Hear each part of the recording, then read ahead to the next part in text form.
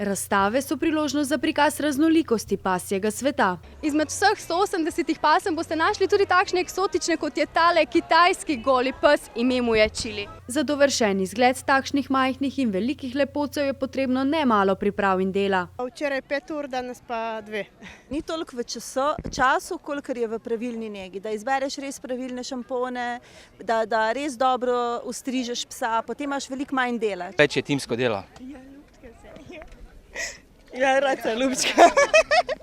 Ja. A razstave niso le tekmovanja. Skratka, kot en zabavno-izobraževalni dogodek za vse, ki imajo radi pse. Seveda pa je tudi pravi trenutek za razbijanje predsodkov. Ljubljenček, to ima najraje familijo, družino. Ta pes se ne loči od družine. Ne glede na uvrstitev, ima vsak svojega kužka seveda najraje. Prijazni do ljudi, do živali, najboljši.